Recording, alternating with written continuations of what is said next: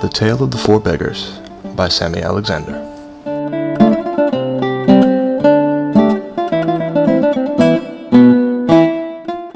Four beggars make a pact to change their fortunes in life. They agree to return to their village, Kasu, meaning by chance, on the first day of spring in 10 years.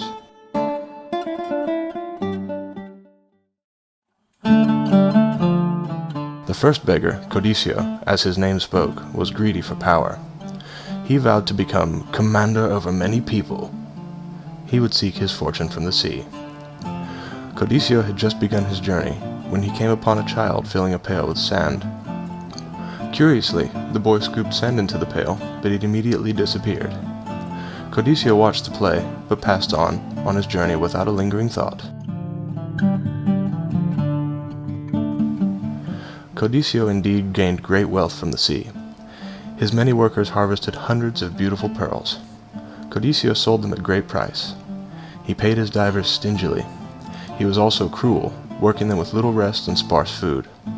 He grew rich, powerful, and greedy. One day, Codiccio found the grandest pearl. It was 3 times larger than any 2 pearls he had ever found. A soft glow seemed to emit from it. "Leave me here in the sea, and you will have good fortune beyond imagination," Codiccio heard a bubbling, gurgling voice say. Codiccio, greedy man that he was, swore, "Never! This is a trick!"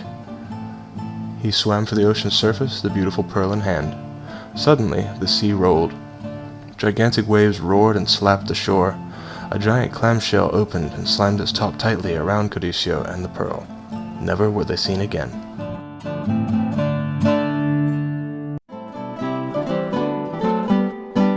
The second beggar, Vago, was lazy, as his name tells.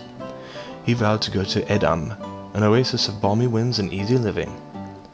Vago's gift of charming words and a pleasing face won friends readily. Soon he had devised a plan to gain his fortune. He sat in the town square telling of a place where the whole of earth could be viewed, north, south, east, and west. He spun tales of magical viewings, of seeing sun and moon cross paths, and of a garden where all seasons lived. Captivating tales! To the highest bidder he would sell a map with notes in his own handwriting. It is said that Vago found an adventure buyer for his map, but only on the condition that Vago must accompany the traveler. Payment would be received upon arrival at the mystical place. When Vago protested, for he knew no such place existed, he was bound and placed upon a camel. Last seen, Vago and the caravan were bound for the Garden of All Seasons.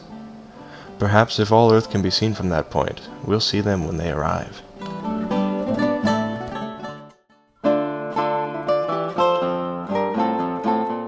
Justus, the third beggar, was dumb, that is, possessed of an unpolished brain. He was known to allow others to decide his course of action. It was not that he could not think well. His thinker was just unpracticed and weak from underuse. Justus positioned himself on the main highway of Kasu. By chance, he thought, someone would pass who had the perfect idea to win a fortune. Rain and shine, time passed. Justus kept count of the days upon a rock. On the feast of St. Cerebro, the festival of thinkers, April 2nd, a traveler paused to greet Justus on the roadside. "Sir, I am a lone traveler. If we 2 journey together, it will be much more enjoyable." Justus answered, "Where are you going?" "No matter, just to see the world," the traveler replied.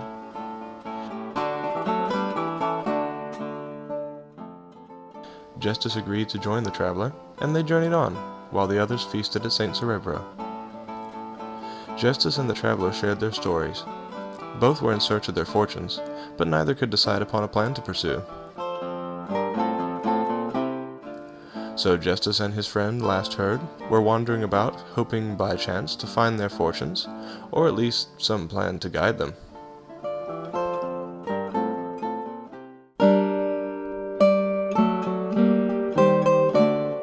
Falta, the fourth beggar, had barely begun his journey when he came upon a being, filthy, groaning, and writhing with great discomfort.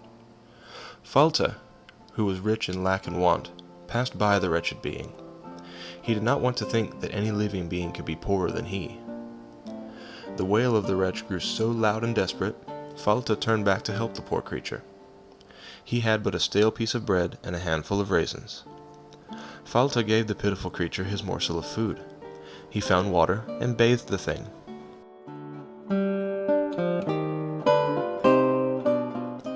Those deeds done, Falta wrapped the creature in a blanket. He made a sling, slung it across his shoulder, onto his back, and traveled on. Falta could not tell whether his charge was human or animal. It was unlike any creature he had ever seen and hideously ugly. But Falta set aside the search for his fortune and devoted his time to care for the creature that he had named Myeashea, or Dear Monkey. Years greeted and passed Falta and Myeashea. Sadly, Falta began his journey home as he had promised his 3 friends.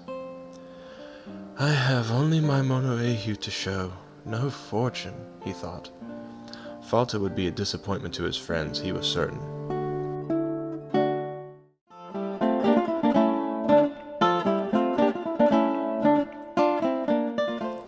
The first day of spring dawned as beautiful as it had been 10 years before. News of Codicio, the first beggar's fate, saddened the villagers of Casu, for all anxiously awaited the return of the 4 beggars. The lazy, dishonest Vago, the second beggar, had been banished to wander the desert in payment for his scheming ways. The third beggar, Justus, had perished, wandering aimlessly around the world. Falta and Myeashea stopped to rest overnight, just a short walk from Casu.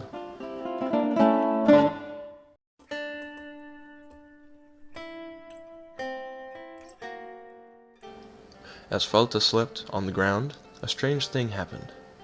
Myeashea transformed into a man. He placed a bag of precious jewels with a note beside Falta's blanket. Upon wakening, Falta found that his friend had gone. Sadly, he read the note. "Friend, no greater fortune can be gained than a friend. Your value is beyond price." Of the 4 beggars, only Falta, who was once rich in want and lack, had returned to Casu.